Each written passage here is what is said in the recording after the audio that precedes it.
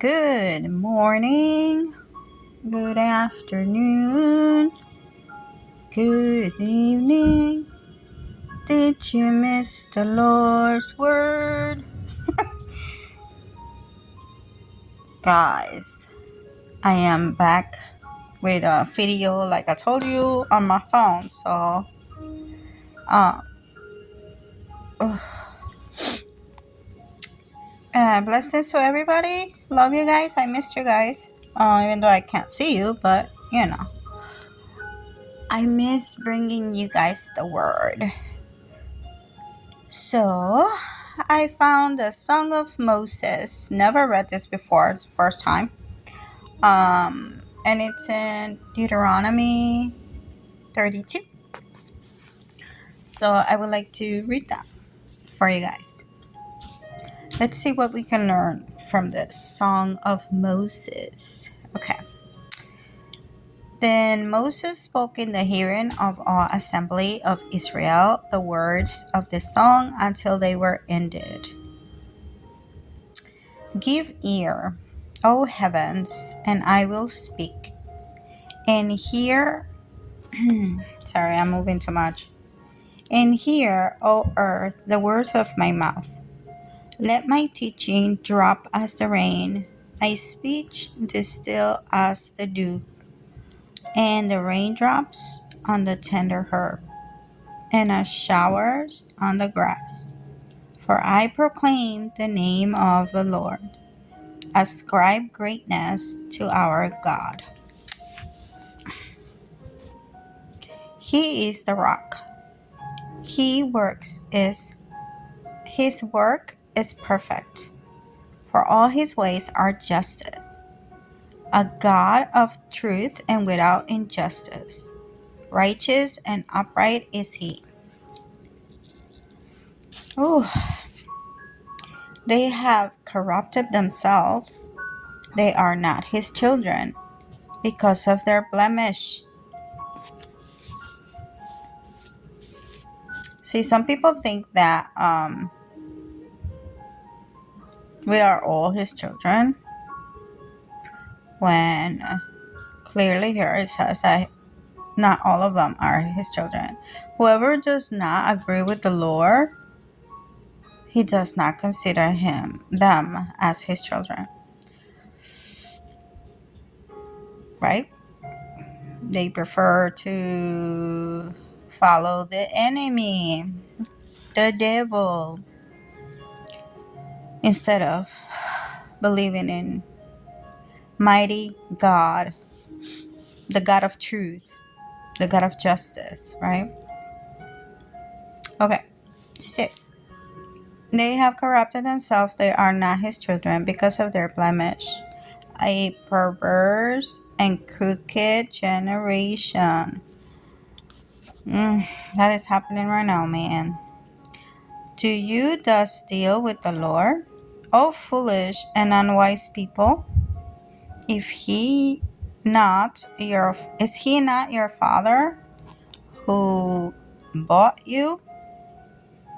Has he not made you and established you? They don't understand that. It's the pride in them, right? It's that pride that we used to have. Because I used to have pride. I didn't even want to hear about it.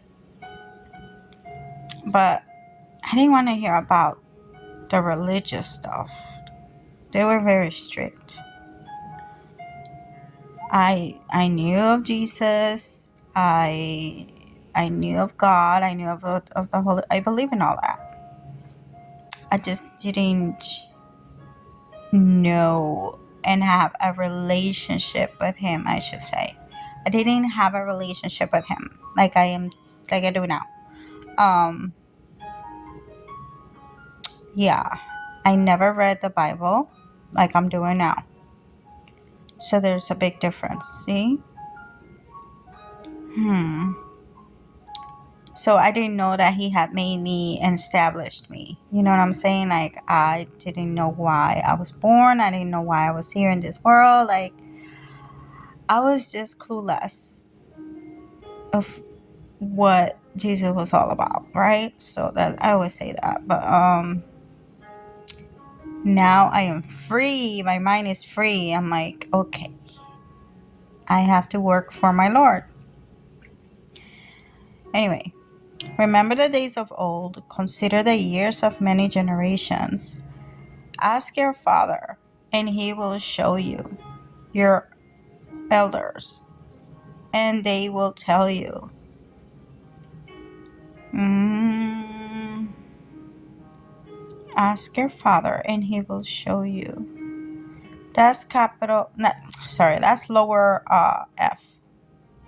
So he's talking about your actual birth father, and he will show you your elders, and they will tell you. Um, when the Most High divided their inheritance to the nations, when he separated the sons of Adam, he set the boundaries of the peoples. See, there's gotta be boundaries. Boundaries. According to the number of the children of Israel, for the Lord's portion is his people. The Lord's portion is his people, the one that follow him, the one that love him. Whew. It's so hard to just stretch out my arm. Sorry, Lord. I'm not complaining. It really hurts. Okay. He set the boundaries of the peoples according to the numbers of children of Israel, for the Lord's portion is his people. Jacob is the place of his inheritance. He found him in a desert land and in the wasteland, a howling wilderness. He encircled him, he instructed him, he kept him as the apple of his eye. As an eagle stirs up its nest, hovers over its young, spreading out its wings, taking them up, carrying them on its wings. Oh, he does? I haven't seen that. I've seen many videos of eagles. I think it's awesome. I like the eagles. They're really smart. So the Lord alone led him, and there was no foreign God with him.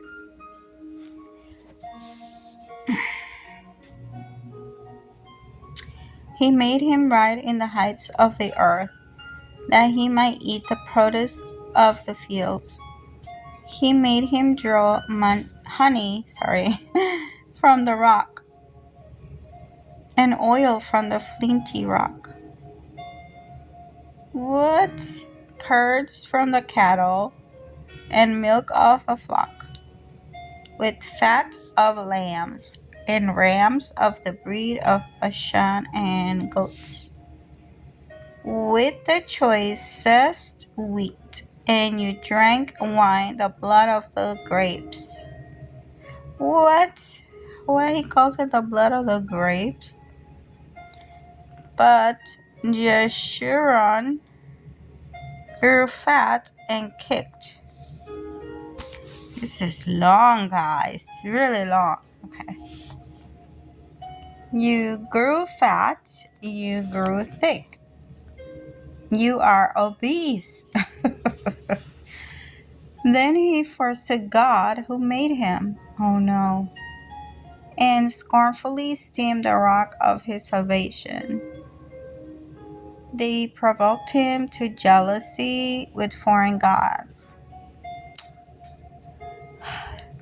With abominations they provoked him to anger.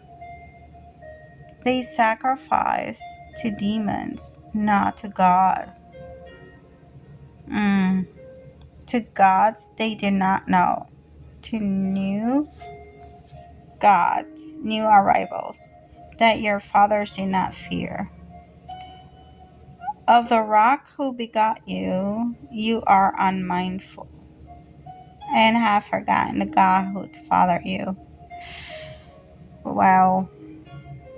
And when the Lord saw it, he spurned them. I wonder what spurned means. Spurned. I don't know if I'm saying it right. Sorry if I am. Because of the provocation of his sons and his daughters.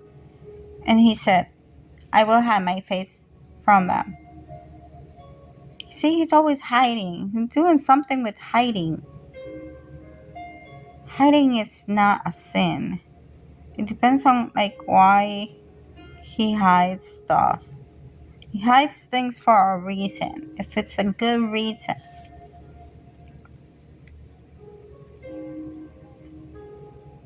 Because of the provocation of his sons and his daughters.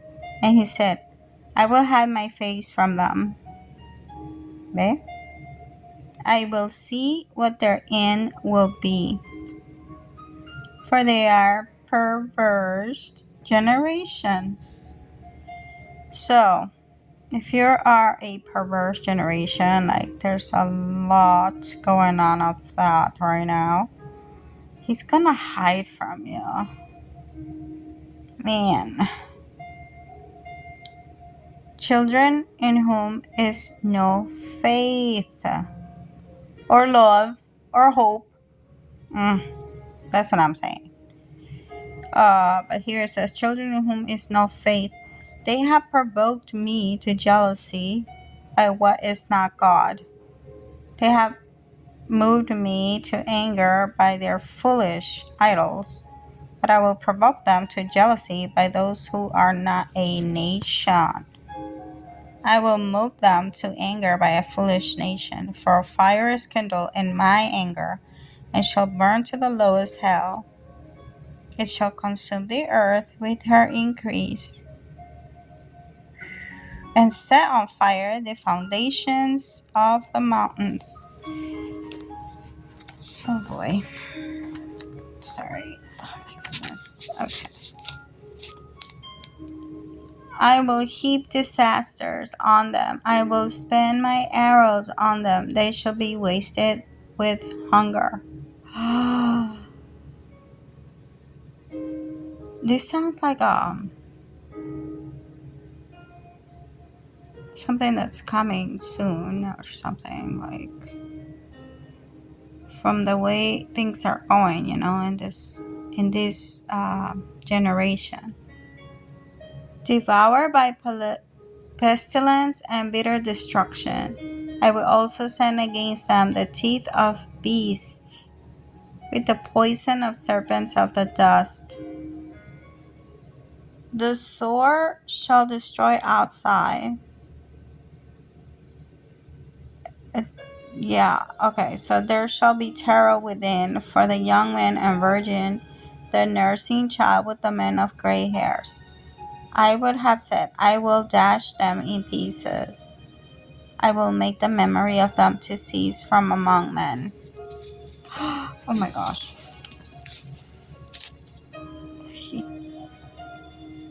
Strong, mighty God. Had I not feared the wrath of the enemy, lest their adversaries should misunderstand, lest they should say, our hand is high, and it is not the Lord who has done all this. For they are a nation void of counsel, nor is there any understanding in them. Oh, that they were wise, that they understood this, that they would consider their latter end. How could one chase 1,000 and two put 10,000 to flight, unless their rock had sold them, and the Lord had surrendered them? For the rock is not like our rock, even our enemies themselves being judges. For their vine is of the vine of Sodom, or Sodom, like Sodom and Gomorrah, and of the fields of Gomorrah. Their grapes are grapes of gall, their clusters are bitter, their wine is the poison of serpents. Oh my goodness. And the cruel venom of cobras. Is this not laid up in store with me, sealed up among my treasures? Vengeance is mine, and recompense. Their foot shall sleep in due time, for the day of their calamity is at hand, and the things to come hasten upon them. Oh, this is coming soon, guys. For the Lord will judge his people and have compassion on his servants.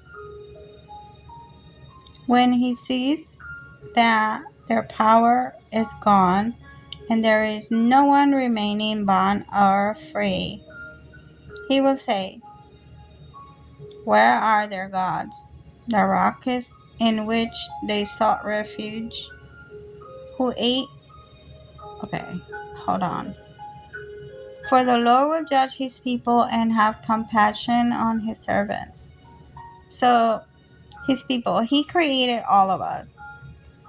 We are his people. But he has compassion on his servants, his children. The servants are his children, the ones that follow him, right? Okay.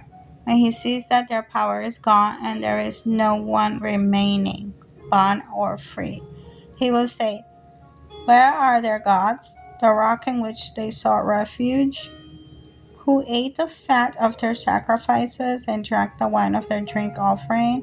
Let them rise and help you, and be your refuge. Now see that I, even I, am He, and there is no God besides me. I kill and I make alive. I wound and I heal. Do you see this? My goodness. He wounds and He heals. He's the one who has the power for everything. I believe that He lets the devil do certain things to people because they don't either they don't follow Christ, or he's testing these people. He's testing his servants, testing the faith, testing the love, all of that. Ooh. Nor is there any who can deliver from my hand. See? Nor is there any who can deliver from my hand. So if I belong to him, nobody can take me away from him. Nobody. But I have to keep pursuing him. Because if I let go of his hand, if I don't seek his face no more, then he's gonna send me to the wolves. And leave me there. If I don't repent, right? So, nor is there any who can deliver from my hand. For I raise my hand to heaven and say, as I live forever, he lives forever, guys. If I whet my glittering sword and my hand takes hold on judgment, I will render vengeance to my enemies and repay those who hate me. I will make my arrows drunk with blood. Whoa. And my sword shall devour flesh with the blood of the slain and the captives, from the heads of the leaders of the enemy. Rejoice, all Gentiles, with his people, for he will avenge the blood of his servants, and render vengeance to his adversaries. He will provide atonement for his land and his people. Okay, so Moses came with Joshua, the son of Nun, and spoke all the words of his song in the hearing of the people. Moses finished speaking all these words to all Israel, and he said to them, set your hearts on all the words which I testify among you today, which you shall command your children to be careful to observe all the words of this law. For this is not a futile thing for you, because it is your life. And by his word you shall prolong your days in the land which you cross over to the Jordan to possess. Oh my goodness. His words are so powerful, man. I feel the fear of the Lord just by reading that. Moses to die on Mount Nebo. Oh, that's where he died. Hmm. Let me just. It's almost done anyway, so. Okay. Then the Lord spoke to Moses that very same day, saying, Go up this mountain of the Abiram, Mount Nebo, which is in the land of Moab, across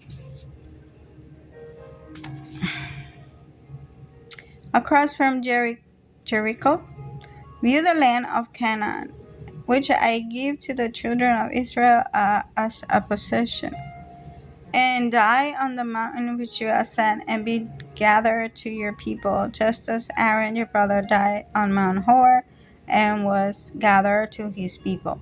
Because you trespassed against me among the children of Israel at the waters of Meribah Kadesh in the wilderness of Sin, because you did not hallow me in the midst of the children of Israel. Yet you shall see the land before you, though you shall not go there, into the land which I am giving to the children of Israel. He his spirit went to a better place than that land.